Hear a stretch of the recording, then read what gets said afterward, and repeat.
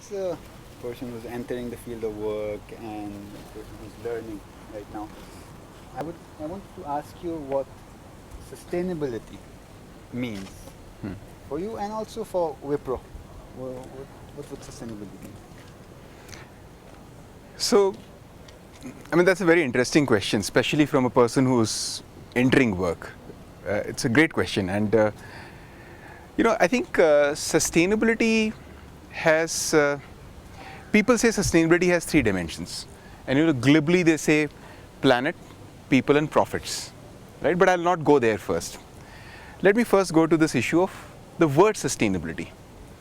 And sustainability is something fairly simple from a semantic standpoint, which is something that is sustained, which lasts. And the moment you go to the issue of lasts, that's a matter of time.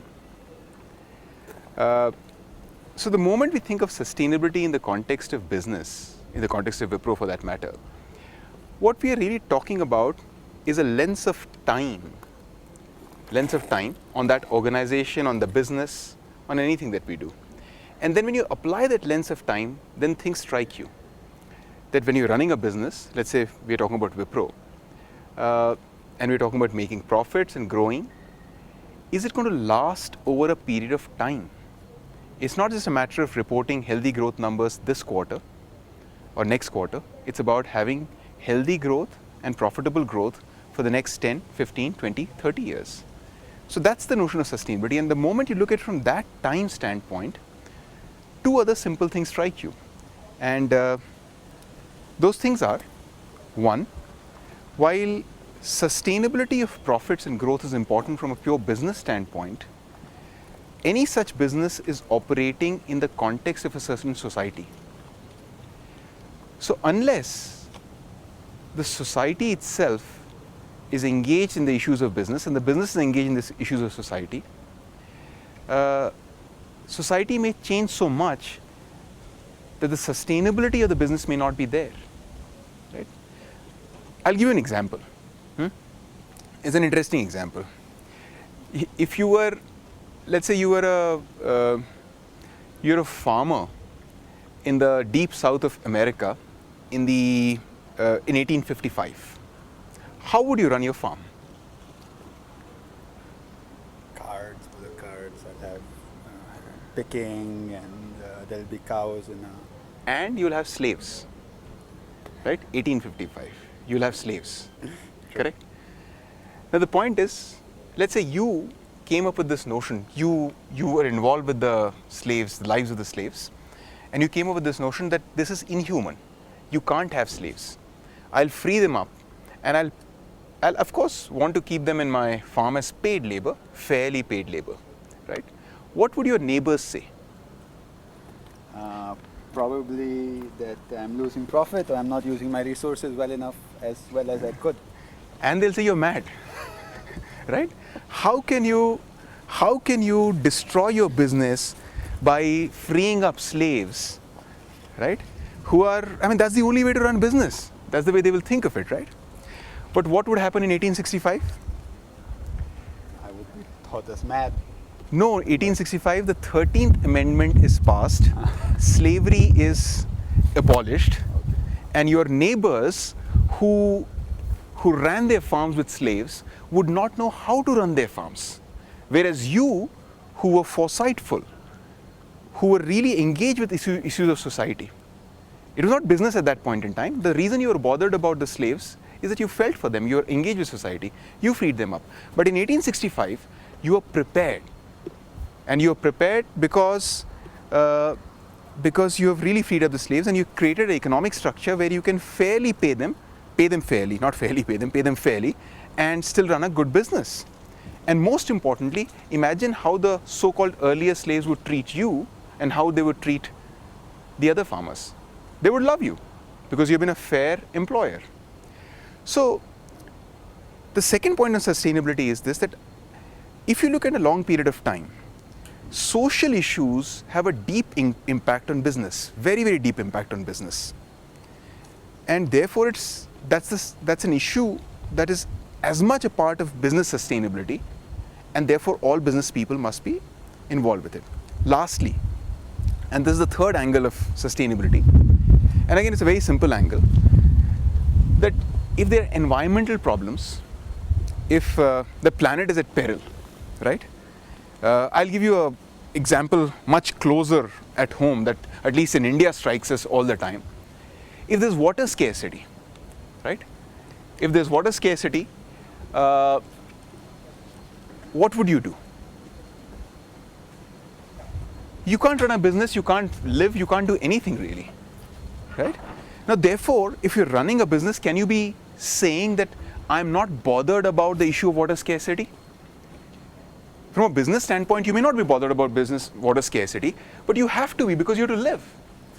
Therefore, the issues of environment, and whether that's an issue of climate change or water scarcity or biodiversity loss, the issues of environment are as important and as relevant to businesses. And therefore, from my standpoint, from a WIPRO standpoint, we think that's the third aspect of sustainability.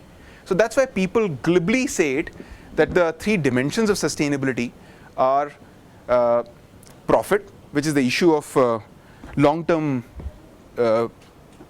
profits and a sustained growth, and the issue of people, which is the issue of society, and the issue of the planet, which is the issue of environment. I really like your point of what would the neighbor say? Yeah. The farmer who decides to do something. Now, I feel that the neighbor is somehow like the stock market. Now, stock markets evaluate in short-term basis. Yeah. And as such, WIPRO also has to deal with that. Correct. Otherwise, prices will crash of the WIPRO value. Yes. Now, how can we bring in and how can we also teach or evaluate long-term sustainability in a company and in a world and economy right now which sees probably only short-term profits and evaluates companies only in short-term profits? I think that's an issue. I mean, one should not sidestep the issue. That is an issue. That there are a certain segment of stakeholders or shareholders who perhaps look only at short-term profits, right? But I think one is that it is changing. It's changing in the sense that there are a very large set of stakeholders and shareholders who realize that why are they invested into WIPRO? They're invested into WIPRO not because this quarter's earnings are good or tomorrow next quarter's earnings are good or whatever. But they're invested into WIPRO because they've been invested into WIPRO for 10 years, 15 years. And that's what they're looking for. They're looking for a secular growth trend on earnings per share. Right? And if you're really invested in the long term, you can have a long-term perspective. So I think one change is, the point that you're making is very valid. You know, one should not sidestep, as I said it. But equally, I see a very strong trend across the world where there is a greater appreciation of the issues that we just talked about from a context of society and from a context of the environment. I also feel that in some senses, it's contingent, it's obligatory on people such as us, leaders like WIPRO, to be able to actually talk about these issues like we are talking today, so that people understand. People understand that these issues are not just feel-good things. You know, it's not like people say, oh, let me go and help the school because I feel good about it. These are very basic fundamental issues for society and therefore for the long-term prosperity of businesses. Right? And therefore, I think, eventually how do societies develop and how do these things develop?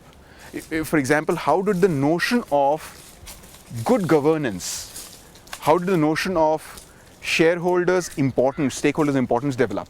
It developed through a process of social dialogue. It developed through a long-term intense engagement of different kinds of stakeholders, academia, business people, government. So similarly, I think we are in the midst of in a historical juncture where this kind of a dialogue is taking place, and as we sort of go along, more and more people will really see the importance of these long-term issues from a sustainability standpoint. Interesting. WIPRO owner, Azim Premji, also Yes. has his own trust Yes. foundation. Yes. Now this foundation works on certain social projects. Yes. There are many different aspects of society which need to be covered. Why did the foundation choose the project it did, and which one is this project? Okay. So, Mr. Premji has formed this foundation, which is entirely funded through his personal wealth. The foundation was established in 2001, and the foundation has chosen to work on the issue of quality of education. And it's not a project; it's a fairly large organization and becoming larger at this point. What the Azim Premji Foundation is doing is that it is working with the government, the public schooling system in India, and which is very large, 1.4 million schools, to try and improve the quality of education. And the reason we feel the need for that is that while India has a very large public schooling system, the quality outcomes, which means the real learning that is happening there, is far from desirable. It's actually very poor.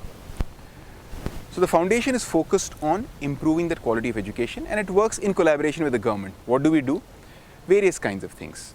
We are setting up a university, and the university will conduct research and offer graduate programs in various specializations of education.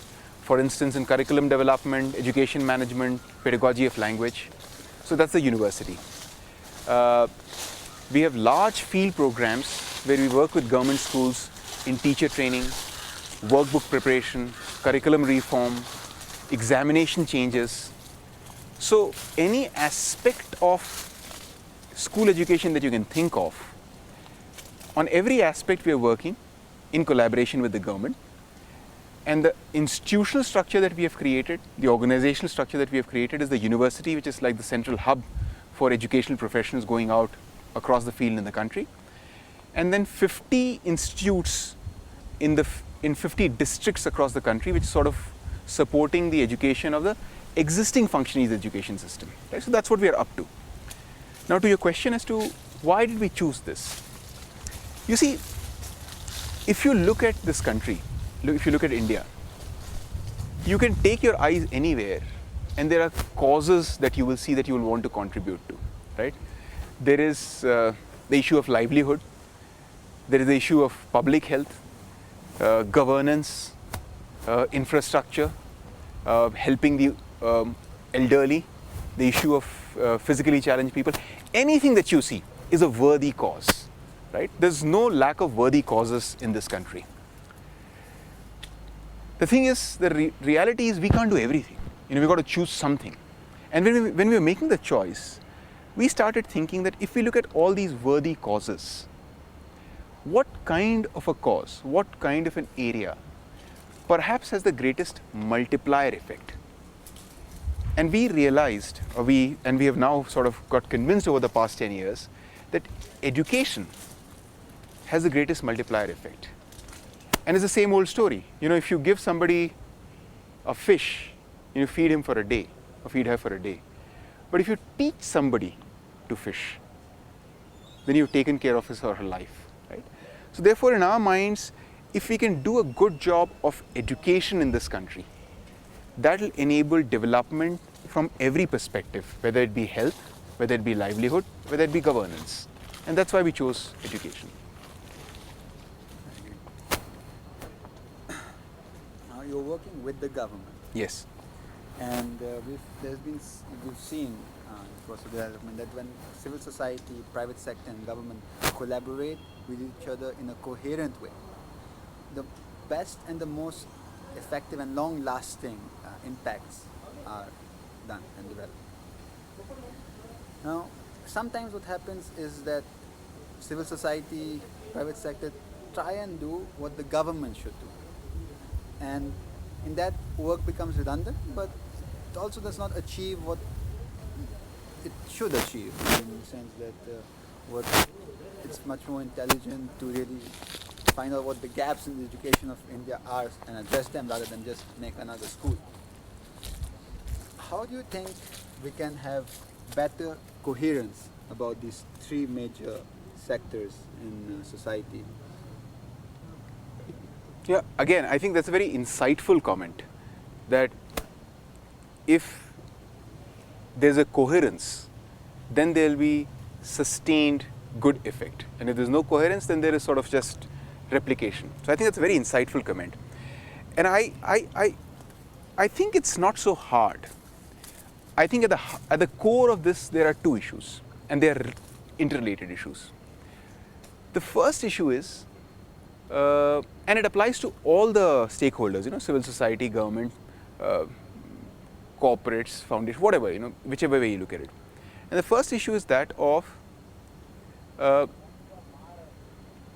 an openness of mind about intentions, about trust. Too long have we looked at each other as adversaries, right? We think that the government is bad, the government doesn't do, and therefore the government is like this. Somebody in the government might think that civil society people, they are here only to protest. All that they know is this activist form of doing things, and they can't contribute. If you look at other large not-for-profit organizations, social organizations, there is this whole thing that why are they doing this? And they don't understand the reality. They come from their big towns and outside, and they don't understand reality. Now, this atmosphere of mistrust is the first thing that has to be eliminated, because that is the heart of the second issue, which is, if you have mistrust, you do not have dialogue. So if you have trust, which builds continuous dialogue, I think that is the simplest, and I would say it's the only mechanism to be able, which makes sure that really we are not sort of doing the same thing over and over again with very limited success, but we are doing things collaboratively, we are doing things in a coordinated fashion, we are doing things which are complementary and supplementary rather than repeating the same things. Is there something you would like to tell us? Something which has been there, which you've learned through experience, or something in the corporate sector, in the civil society, in other aspects of life, which you would like to tell, a project which is trying to tell viewers why governments, private sectors, people in the sense of their tax money also, a part of just donations, are working for development projects and are looking at an inclusive growth of development. Why? And any message that you would like to share, or any thought you would have on this? Think about it a little bit. Yeah. So